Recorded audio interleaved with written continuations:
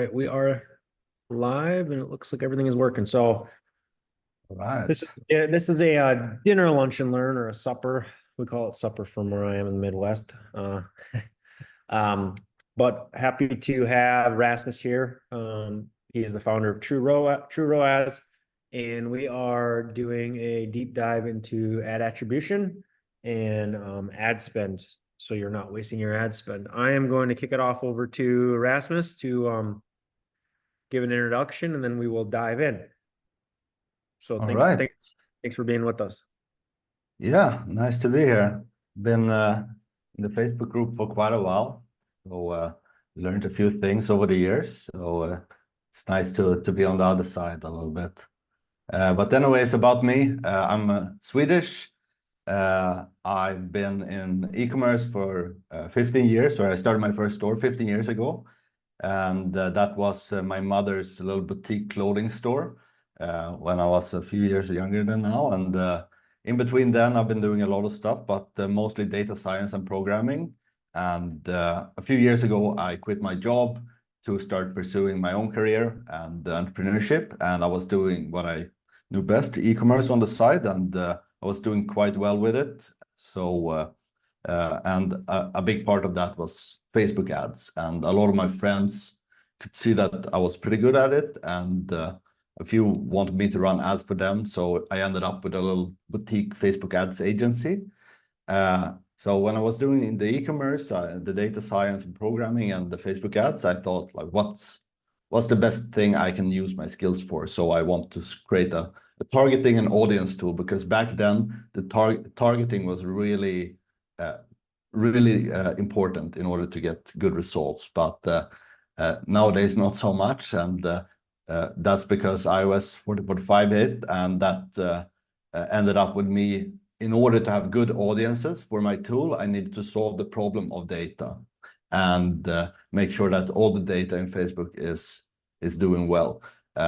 I started working on that and found a good solution and realized that most people are in shambles and really need help to get their data straight. And that's pretty much how TrueROAS started, and it's been history since.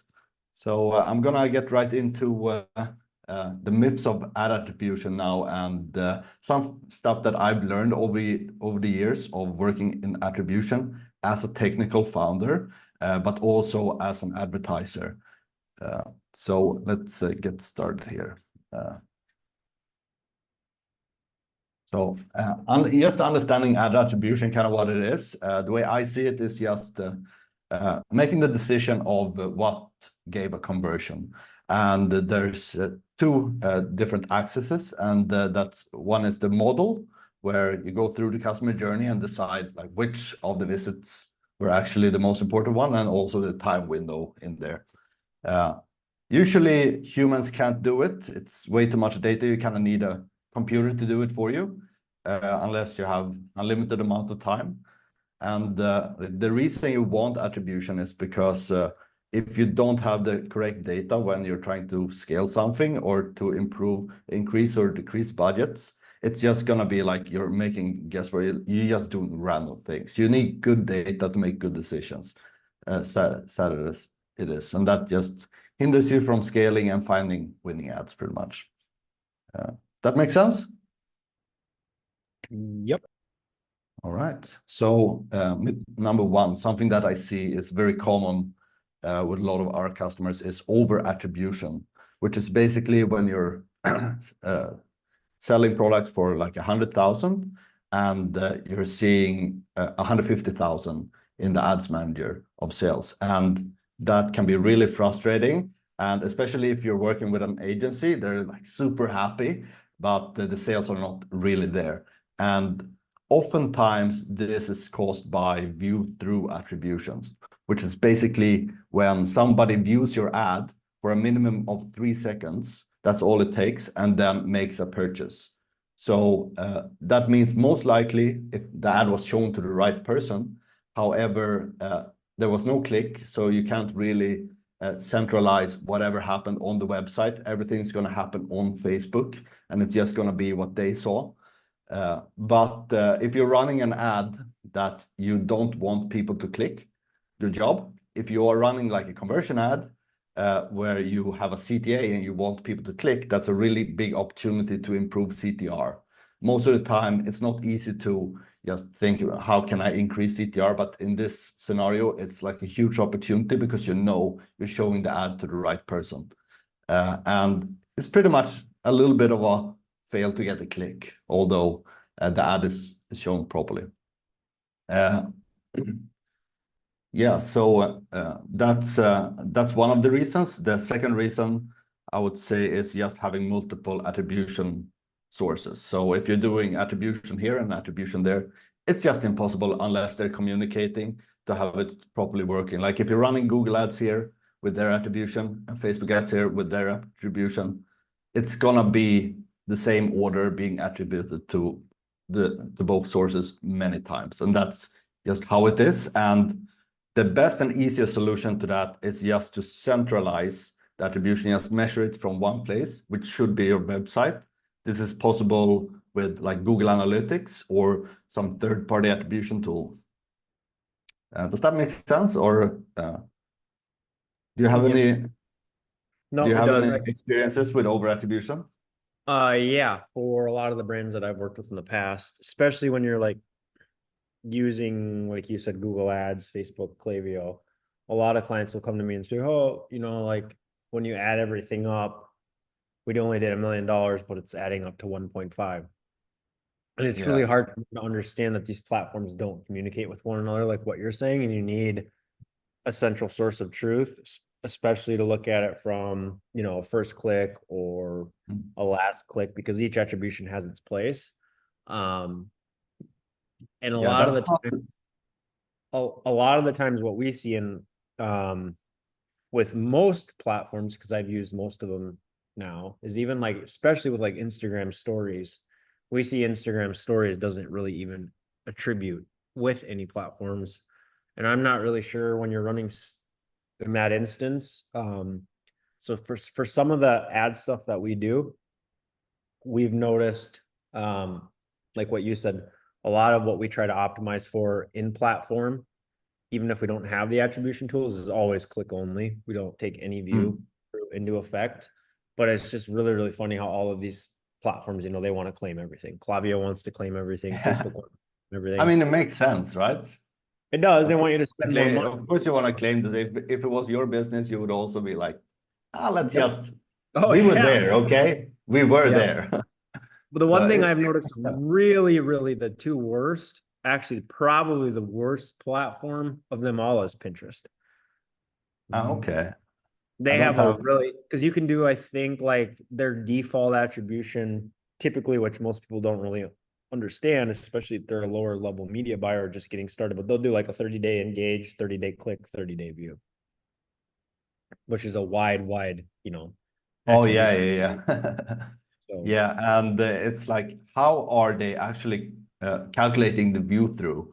On Pinterest, it's a bunch of pictures. Like, how long do you have to view the picture? Like, it's like thousands of pictures. How do you know which picture you're viewing? It's just so complicated, and it's really hard to measure this on the browser to do it properly. You have to kind of make guess work.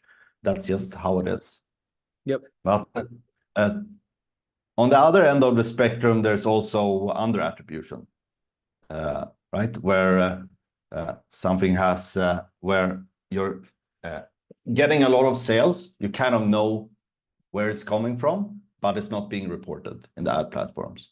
And there's one simple answer to this, that there's something wrong in the data pipeline, which might be like the installation of your pixel.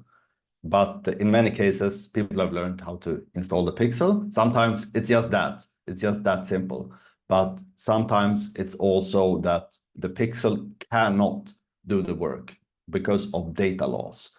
So it's not because the pixel is like, oh, where are all the cookies? It's because they can't just go onto your website and grab stuff anymore. That's why all the, like, Facebook is in so much trouble, because they just place something on your website and just take everything. And that's not how it's working. And that's not how I think the government wants it to work. And that's why conversion API and sending back data is becoming more important. I would say that's actually like the main thing, because obviously Google and Facebook and TikTok, they have like incredible engineers. Like nobody can say like, oh, they cannot solve this problem. Of course they can, but they don't have the capabilities to do it with when they don't have the data. So that's why you have to send it back to them actively, so that they get it and they actually can use it because you send it to them actively. They didn't take it. I think, you don't hear a lot about under attribution, which is really, really funny. I had just brought it up. The one place that we really notice it, and I'll say it again, is when we do a stories only campaign on Facebook. Oh yeah, Um, yeah. Very, very bad. And I can't really understand why, if it's something with UTM or how Instagram does that, but we can correlate when we run story only stuff, a huge uplift in just site-wide revenue, but a Mm. very big lack in data in pretty much all of the attribution platforms and all of Facebook itself. So But how does it work with the stories? Do you have a call to action button there, or do you just add a link, kind of? Yeah, I mean, I think you can put a button with a link, or you can have, let's see. I have a Yeah. feeling like they strip something out. I don't really understand why it happens. But I mean, it would Mm. look something like, like here's a Gary Brecka, there's a button, you can Oh, have a yeah, text. that's how they look. Yeah. Yep. And then when you hit it, and then this one, says you're following a link on Instagram, it's redirecting, do you Oh, want yeah. to? So I don't know why it is. I should talk to like an engineer for one of the attribution platforms, but I guess I've never really went down that path to try and understand further why. We just know that stories for a lot of our brands convert the best. Mm. We just can't Yeah. get the data back to populate in any of the platforms. Yeah. I mean, if it's actually that you're running primarily to like iPhone users, it's a little bit tougher Yep. over there. Then you kind of need like a third party to like figure out all the stuff that went on when there's no UTMs there, because basically like iPhone just strips everything, and there's this specific little FBCLID thing that is super important to Facebook, which is going to go away soon as well, which means that tracking is going to get even harder. And this cookie-less future that everyone is always worrying about. Sure, cookies are like great for tracking, but there's other ways. Like there's gonna be a new cookie, so we're gonna solve that. It's more just making sure that the devices, when they are blocking stuff, and I think it's really important to do the tracking in a way where it's like morally and ethically correct. Like you don't look too much into who the person is, you just do measurements. Because when you start looking like, oh, it's exactly this person, and you start abusing them, then that's where people don't like you so much. And as for me, I would rather have okay tracking and like not like blast people, so that I can make good decisions at least. That's just how I kind of think the future is going. And with your Instagram story problem there, yeah, it's I try to think about it from like Facebook's perspective. What do they want? Do they want you to do retargeting on the video views for those ads, or is it something like that? Because the store it's still kind of a new thing, right? It's uh it's not Uh, that old. no, it's How been would around. you I say? mean, I don't know how many years this time flies, but it's been around for a bit, I feel like. But maybe Hmm. it's I don't really, I guess I don't know because time flies anymore. I'm almost yesterday I Yeah, felt like I was getting 26 and old. I'm almost 40. So Yeah. Um, But anyways, yeah, another thing about the attribution that is a lot of people prefer last click attribution. And last click attribution is basically attribution where you just like do tunnel vision on just one little part of the customer journey, which makes it really hard to make a big decision also. Like if you had a real store, a clothing store, for example, and people come into the store and you have someone at the cashier, and you just look, oh, people buy because they go to the cashier. Like, that's not how it works. People go there and they see the clothes, they try them on. It's like a whole process before they make the buying decision. So it's really hard. Like, it's fine. It is driving the sale. Without the cashier, nothing would happen. But the problem is when you want to scale up the budget, you cannot scale that part of the customer journey. You have to scale up the store part where you're engaging and motivating people to buy. And then, of course, you're going to have to scale the cashier. Maybe you need to get 2 cashiers and more retargeting ads pretty much. But that's just the whole problem of doing that. But it's also really hard to do multi-touch attribution where you're looking at multiple things. And you definitely need to like have some kind of algorithm that goes through it, and so that you predictably can know kind of what's going on. Like if it's a top of funnel ad, most likely the first touch is more important. And if it's a bottom of funnel ad, you want the last click to be there. But you also need to look at frequency and stuff. It's like it makes it very complicated. Like I said before, like a human brain shouldn't do this. Like focus on other things. Yeah, but But that's you would be very surprised with how many enterprise clients, massive companies, source of truth is the last click, Google Ad Analytics. I mean, it's kind of alarming.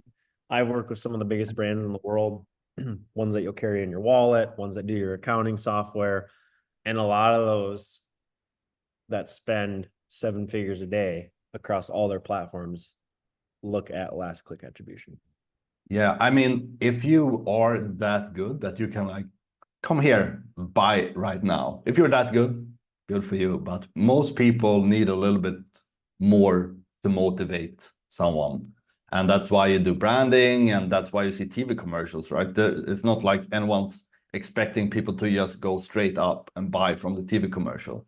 Like you need to soften people up a little bit. And that, like, imagine just how hard it is for them to measure TV commercials. It's just like, Yep. just guesswork.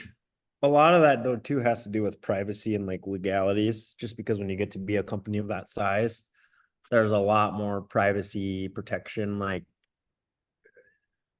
they couldn't go to a Triple Whale or a Wicked Reports or TrueROAS and give them their data because they're not allowed to from a multitude of, a team of lawyers. Nobody else can house the data, and it has to be like all this PCI. I mean, it's just so it's not like they don't want to. A lot of it is they're just restricted and handcuffed by legalities of due to the nature of the size of the business and, somebody suing them for $1 billion.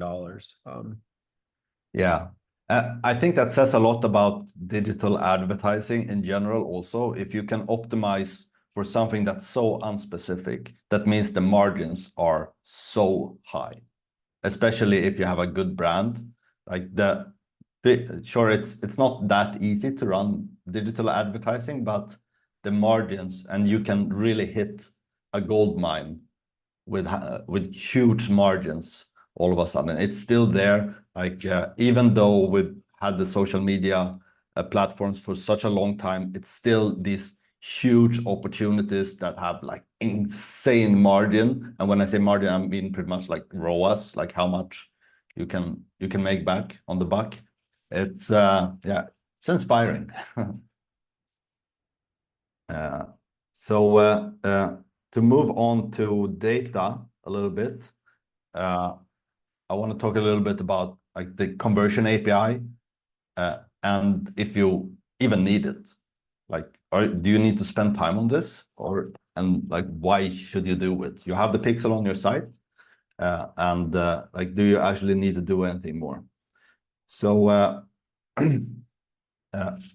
if you want to have a conversion API solution, you need to look at, is your data not doing well? So like, is there over or under attribution?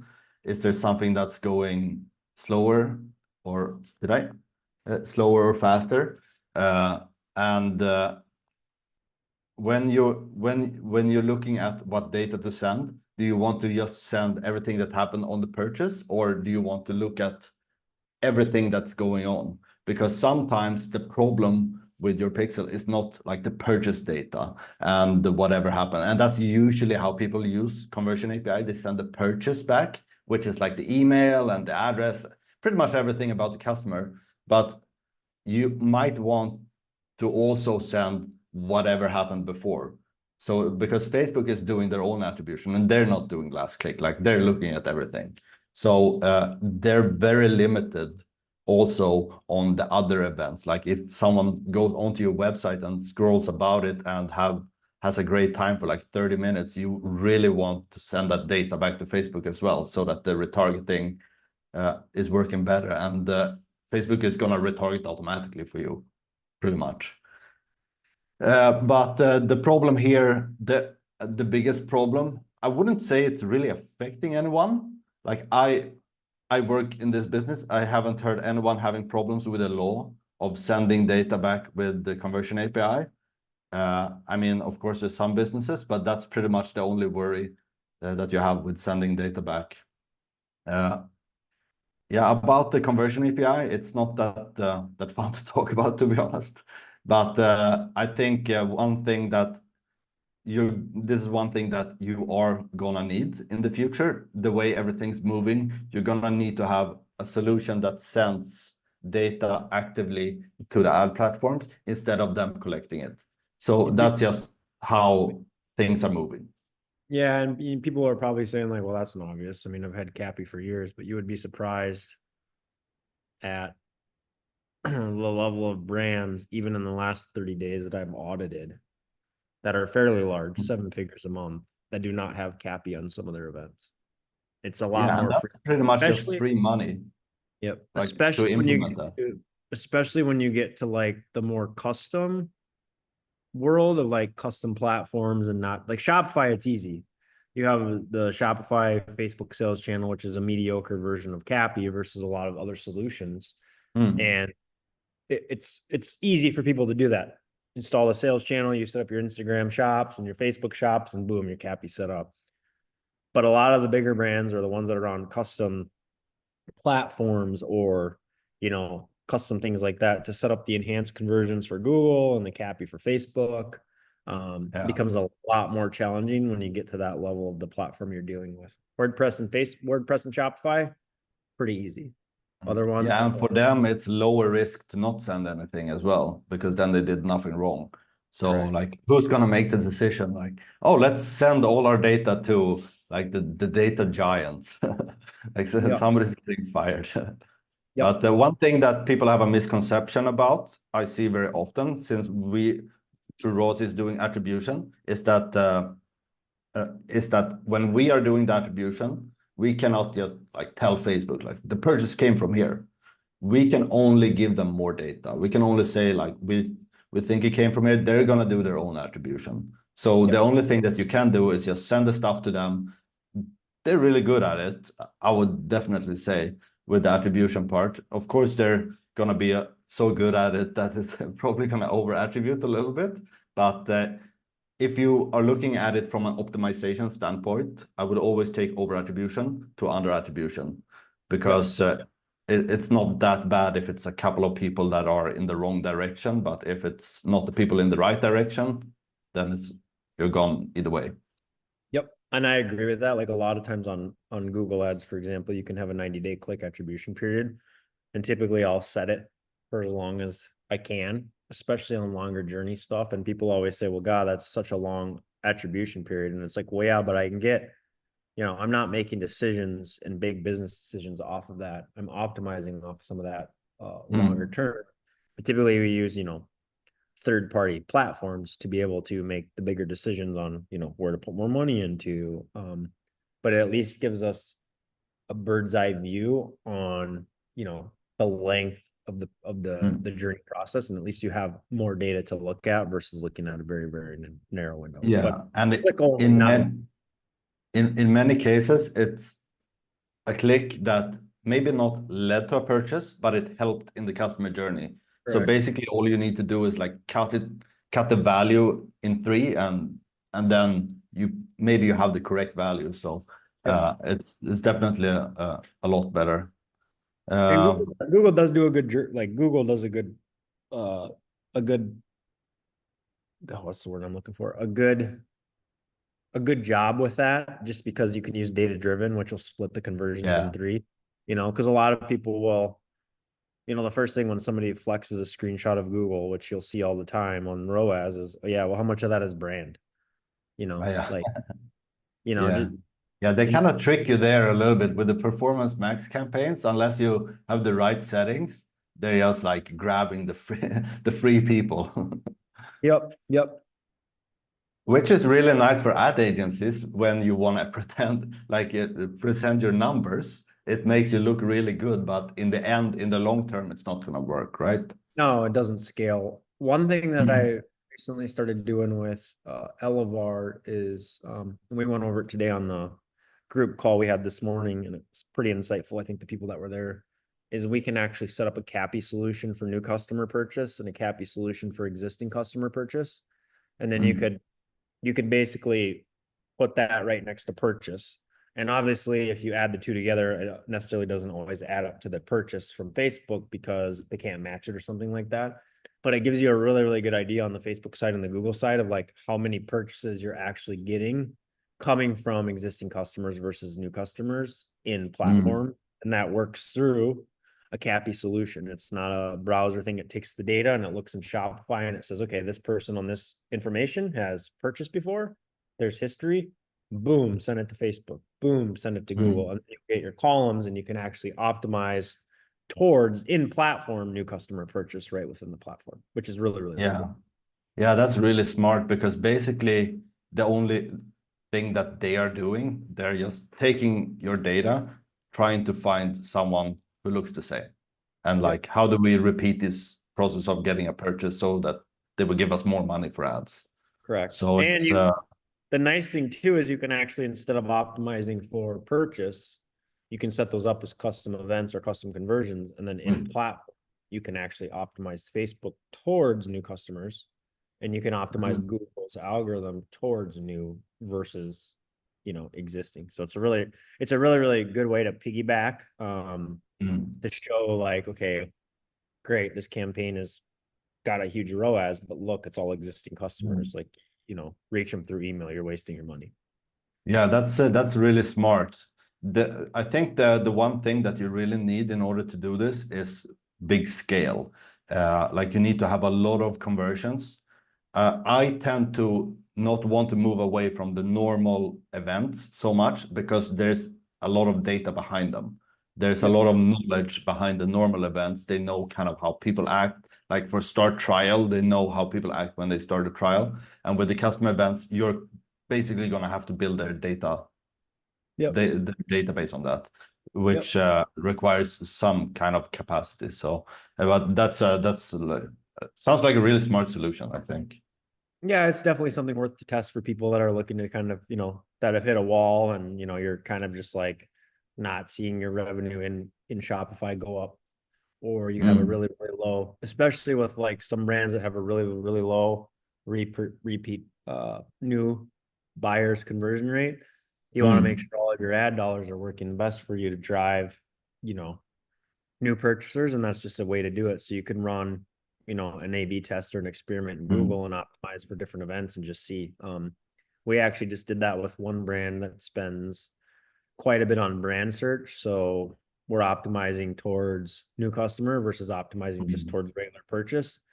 And we're looking at, you know, how much I would rather spend twice as much on a new customer on a brand search because competitors could potentially steal them, which is a whole nother mm, discussion. That's really valid or not. So like if you optimize towards new purchase, especially on branded search, your ad dollars are actually being put into trying to capture new customers mm. versus existing customers, which when you have those columns, you can clearly see how much more purchases on your brand stuff comes from existing customers. And that's Yeah, and really then it doesn't feel so bad with this insanely expensive click as well, eh? no, but the thing is with it, and it's really, really hard for people to grasp, especially like nowadays clients get more difficult. They're constantly bringing agents. Like a lot of people are looking for, and let's be honest, 90 some percent of the agencies are no good. A lot of them are horrible. There's good ones out there. But what I've noticed with a lot of clients is they will, the ad account always definitely doesn't tell the story. Like if I'm making those changes in an ad account and you're a client, right? And the client's looking at ROAS and looking at CPA, but I've shifted a lot of my spend towards a new customer, right? Well, what's Mm. naturally going to happen in platform? Your CPA is going to go up and your ROAS Mm. is going to go down.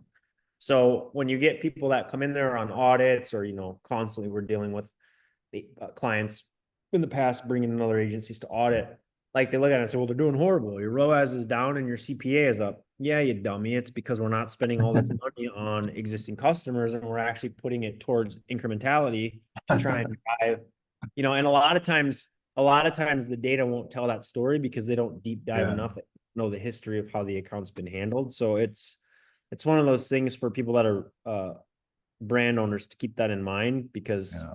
a lot of the times the metrics aren't necessarily what it is. I will double your ROAS and decrease your profit today. Yeah, crazy. More brands. Yeah, that's crazy. That's kind of funny when you think about it. People are pitching like the really is the wrong solution. That tells you about like how hard it is with getting the data right. It's like Yep. even when we're doing our attribution, like you still cannot get to 100%. It's like impossible. No. It's just so hard, and Well, you the still other, have to make some kind of assumptions yeah, about them. yeah. The other thing too is, as everyone you talk to now has an attribution platform. How many Mm. attribution platforms are out there, and how does one validate that your algorithm is correct and it's working? Yeah, yeah. The way that we're trying to do this, because we also know like it's a problem for us that people are thinking like this. Like we want people to trust us. The way Well, and we I'm are not saying you to, when I'm not picking on you directly. I'm just talking in yeah, general. Everyone I yeah, talk to, oh, I have my own attribution platform. Yeah, but how do you know it's right? How do you know it's valid? What have yeah, you yeah. tested? Have you ran split tests versus other attribution platforms and looked at your click loss versus Mm. what reporting? Because you would be surprised. Like you're trusting some guy that made this algorithm to tell you where you're like you don't know who this Tom, Dick, or Harry is from behind the scenes. You don't know if he's a guy in Timbuktu that created this algorithm. So you have to be, when you're doing that, you have to be really, really, really, really careful and validate and test multiple Mm. platforms. Look at, the purchase history from the attributed conversions in the platforms, compare it to, take a TrueROAS, compare it to a triple well, compare it to a Wicked reports. Look at because I mean, most of the attribution platforms nowadays will give you the click journey, right? And you would be very, very surprised when you take that data and you cross pollinate it. And it can be expensive for Mm. some people because you have to pay for multiple attribution platforms. Mm. But you would be surprised. I'm sure you guys have done the same with your stuff and you compare it to the competitors and you look, it's amazing at the difference of what's being reported out on a per platform basis. Sure. Yeah, it's kind of a hard nut to crack. Yeah. It's definitely something that we are focusing on to just try because that would help us a lot with our marketing material. Like if you can just trust us, it's just so much easier. But it's a tough nut to crack for sure. Like we're trying to just be very open with the click journey. I think we were one of the first platforms to do that. We reference everything back to like the order in the store, but still, I think one of the solutions that you need to do is to create your own attribution model. And that is something that's on my mind a lot. Like if you want to do attribution, that you can actually make active decisions. Like this is how I want my ads to attribute. This is how I want this ad to attribute so that you can understand the decision that was made. Like it shouldn't be like it's so hard to grasp when it's like 1 or 0. But if you can actually understand decision, then you can be part of the process and know like, oh, maybe this is not right actually. Yeah, that's That very makes that makes sense to me. yeah, that's very interesting because I don't think do you guys have a way to build your own weighted attribution model? Do you allow people to do that? we don't have that for the users right now, but on one of our plans, we pretty much go in as the data partner, and we custom build the attribution model, and then we have interviews with the company to make sure that they like we take their information about what's going on, and we create an attribution model that's more transparent and easy to understand. Yep. The issue with that is it's getting to be, I think, not that it's an issue, but I think you have to be a very, very savage media buyer and be very, very good at understanding what you're doing to build your own attribution model and really like leverage that. Yeah, that's the problem. Yeah, That's you the have to problem. be. That's the problem I'm trying to solve. Like, how do you not have to be a savage to do Yeah. it? Well, I think just a lot of people, it's for, it can be confusing for a lot of people. Again, a lot of, Yeah, just the normal attribution models are confusing enough. Like, correct. what the fuck is a linear attribution model? Right. Yep. Yeah. Yeah, but anyways, I don't have so much more to present here. Here's the summary. Just a quick overview. Like you need good attribution for good decisions. Over attribution often caused by view through, also by not having a centralized truth. Under Yep. attribution, most often from setup, multi-touch always wins. However, just to touch on what you said about the 90-day attribution model, like if you actually have the perfect attribution model, you want infinite time. The only reason you have time there as a limit is because the models are limited. That's the only reason you want to adjust that. So the worse the attribution model is, the shorter time you want, because Right. it's just going to be harder for the tracking. You'll be And surprised at how many people, you'll be surprised how many people look at me and say, why do you, like, they look at me like I'm stupid. Like, you have a 90-day click attribution in Google Ads. Like, you're way over attributing. It's like, no, I'm not actually. I'm pretty smart. I'm doing it for a purpose. yeah, You want to just, have a short window. Well, go look at any of put your stuff in any platform, look at like typical journey behavior and how long it takes people to buy. I mean, then the other thing too with the Google thing that really gets people that I notice is, and probably most people may not know this, but Google doesn't attribute to the day of the conversion, they attribute to the day of the click. So if you pull today's numbers and write them on a spread, and I urge everyone to do this if you run Google Ads, do this for 30 days, every single day at the end of the night. Go in and put your revenue, your ROAS, and your purchase and date it. And do that for 30 to 60 days. And then or whatever your attribution period is. So if you're using a 90-day attribution, do that for 90 days. Then at the end of the 90 days, go back and do the same exercise in columns next to it again and look at how much revenue has increased. I guarantee you it'll be somewhere between 20 to 30 to 40% potentially on some brands that we see that revenue goes up because that was the date of the first click and it could take them that long to convert. It's actually insane. Yeah, I feel like you definitely can be more of, like you said, like a savage, like you said before, on Google. Like if you're smart, you can utilize it. On Facebook, you're just stuck with whatever. You are really stuck unless there are which we didn't really get into this, but like for example, Triple Well has Sonar, which is enhanced CAPI. I don't think Wicked Reports has anything. I don't know if you guys have anything. Elevar is an enhanced version of CAPI. Blot Out has an enhanced version of CAPI. And like, just for example, we were going over this today on our call at noon for the group, which if you're not familiar with, we get together in small group settings and we just talk strategy. We look at people's ad accounts together and we go over some stuff. And I was showing some of the stuff that I have access to and history of. And you would be surprised, even for Klaviyo. Klaviyo uses, mainly browser side. There's not so much server side with Klaviyo. And when you use an enhanced CAPI, you're using for example, like for your view product, your abandoned cart, your initiate checkout events, we have more revenue from the enhanced CAPI into Klaviyo than we do on those flows versus the actual events from Klaviyo. Like if we didn't have that, it would be on the one brand today, it was like on a brand that does $500,000 just on the add to cart alone, it was like an extra $5,000 to $7,000 in a week from having that enhanced pixel setup. Same flow, no different email, no different offer. Duplicate the flow, different event trigger based on server to server, which Klaviyo out of the box can't capture. I mean, it's just money that is just sitting there that they potentially would have gotten it another way, but that flow was part of the journey where it was not being attributed, where it wouldn't have came from the regular add to cart flow. Yeah, the way I see that, like the enhanced copy, that's just how we do copy. That's the normal setup is just you're just doing like some events. When you're doing everything, it can be really powerful. It kind of varies a little bit.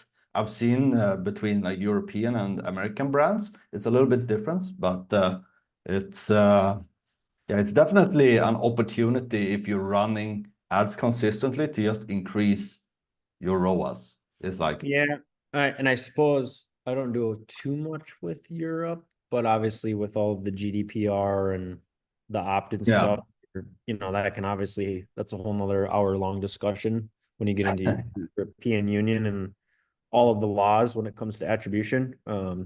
Just because people are having to opt into all those different cookies with all the different banners. Yeah, and I can tell you, like a lot of people, most people, I would say, don't give a crap about these laws. And there's not a lot of consequence. Maybe it will come, I don't know. But like most people, like there's small businesses, like you cannot just think about all the data laws. It's hard enough to just run a business. Right. So it's yeah, it's kind of a weird situation. I don't think it's gonna be so tough as it is. It's just gonna get like more streamlined with how you do things. I agree. Like 100%. Cool, man. Well, if people have questions for you or want to get in touch with you, what's the best way for them to contact, reach you, that kind of thing? yeah, so maybe I should have had that here. Let's see if I can just write that here instead. So I have an email. If you have specific questions to me, let's see if I can just write it there. Rasmus at TrueROAS.com. So you can reach out here. And if you have specific questions to me, and if you want to talk to the team, like you can book a demo call if you just want to like talk about attribution even, and they get some tips on how you're doing. But yeah, you can read more on TrueROAS too. Is there a chat or something? Here I haven't only looked at my own presentation. Yeah, it's in the group. So this is kind of a late call, so I don't expect, we're all across the world. So yeah, it's in the Facebook group. But I really appreciate it. I mean, this was really, really good information. Some may say, well, it's pretty basic information, but might be basic, but it's often forgotten by even some of the best media buyers. You would be surprised at how many people don't audit pixels these days, go in and make sure the CAPI stuff is set up when they take over an account.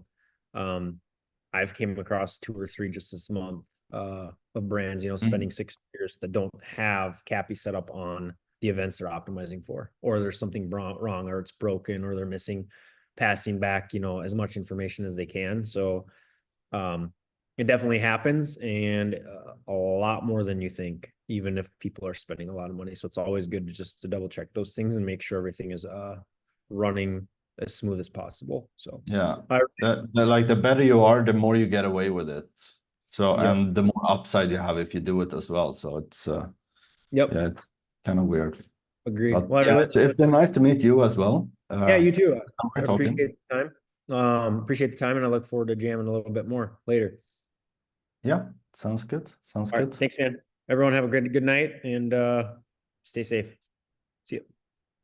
See ya.